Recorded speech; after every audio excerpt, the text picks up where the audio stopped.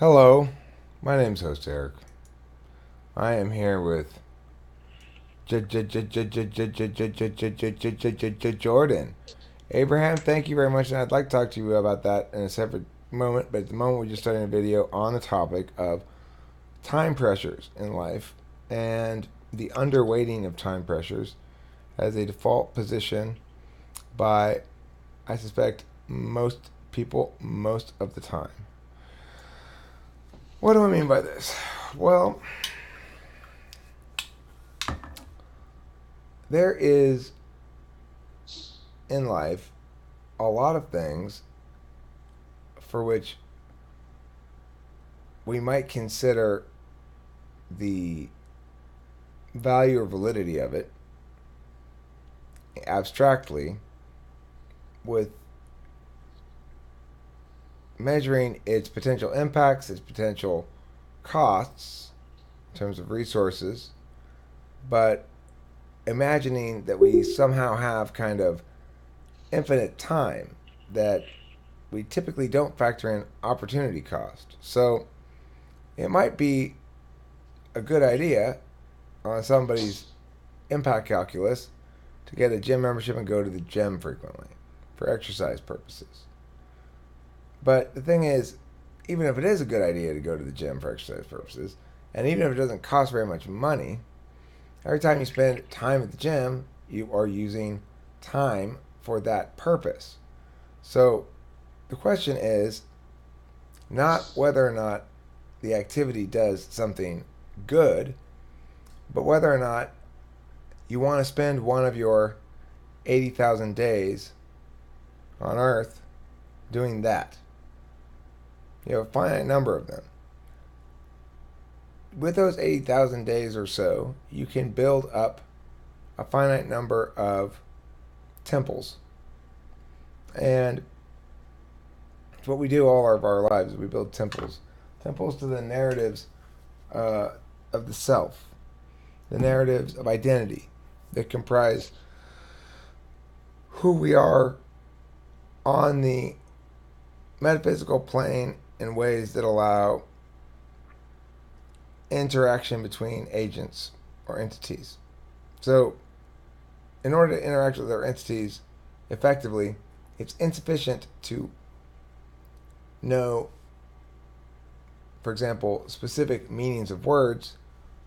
To understand meaningfully those words, we have to additionally know the intent of the person saying them. If I say, nice hat, what that means is more or less entirely dependent upon my intention and or to a certain extent circumstances will be utilized to understand what my intention is likely to be, but you can't really know for sure what my intention is, and therefore you can't really know for sure what the sentence means in a way that is more than frame contingent. Now, given all of this, time becomes of the essence. It would seem almost as though one's duty in life is to learn to use time magic to make a single life into 100 different lives. Because time magic ultimately is the capacity to give yourself to achieve outcomes in time much greater than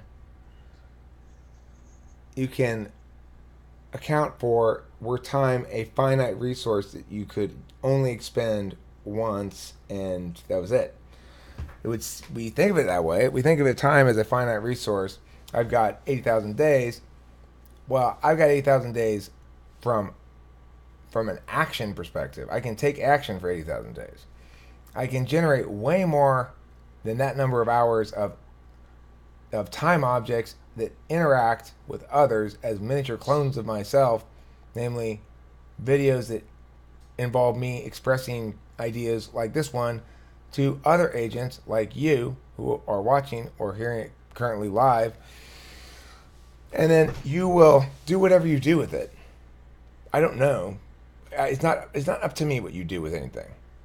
It's not up to me to dictate that this or that particular outcome from the transference of my ideas is what ought to be. That's the realm of the other agents choosing, or either choosing or sort of unavoidably internalizing meaning from that which they are paying attention to. So the link here is time is attention. Time equals attention. What attention are you going to pay for 80,000 days?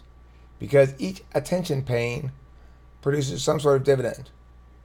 If you are paying attention to, I feel sick in the morning these days. If you're paying attention to whining all the time, then you are going to produce dividends of either more whining, or annoying Eric, something like that.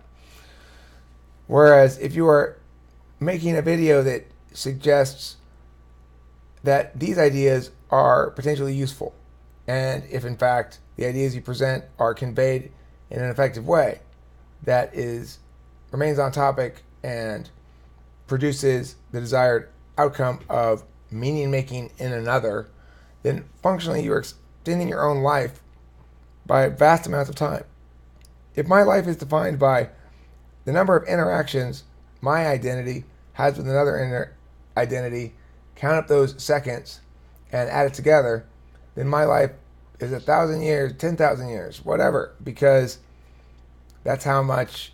And if you consider each example of a video to be a time object that is evoked by another agent who turns it on, and then a clone of me gets to interact with that person. Now, it's one way. I don't get to feel it myself because this biology doesn't have access to the experience of that clone, that little miniature mechanized clone of my identity that is only there. The only body who gets the experiential aspect of it is the recipient of the clone's meowing. But that's okay, because it still counts as life experience if you don't specify whose life experience it is. So I want to stress that's why I'm such a big believer in the bird holocaust school of life living, in which you try to throw few stones to kill many birds, and you hope that those birds then are set up with the stone throw somehow to additionally kill further birds on your behalf.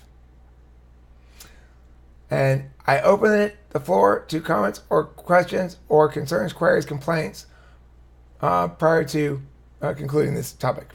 Thoughts? Well, the one thing that's coming to mind for me, like throughout that entire spiel, everything that was coming to mind was legacy. It doesn't matter what you do in life, you want to leave a legacy.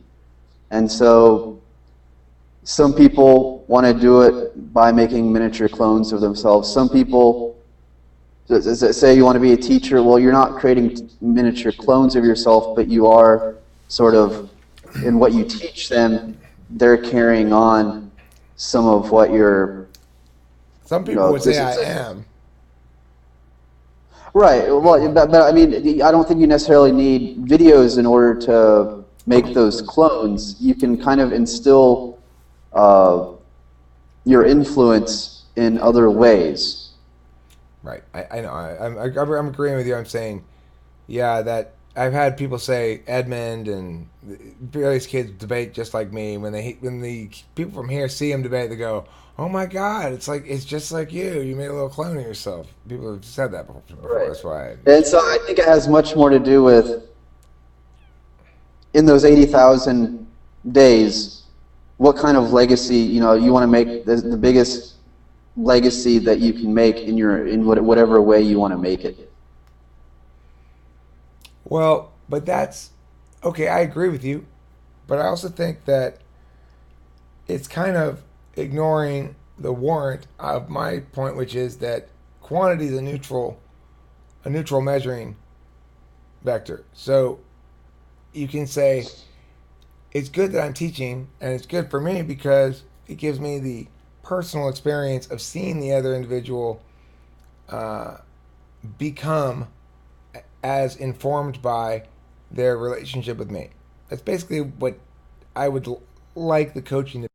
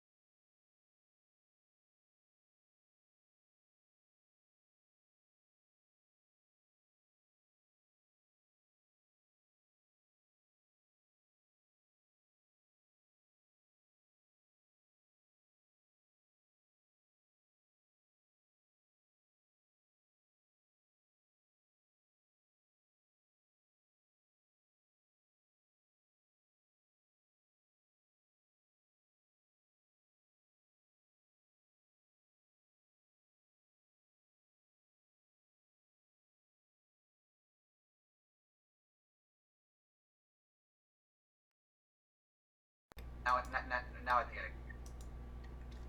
Mic check. Yeah. Yep. Fucking mic. All right, that's it. Thanks for talking to that people. Fucking goddamn it. Goddamn yeah.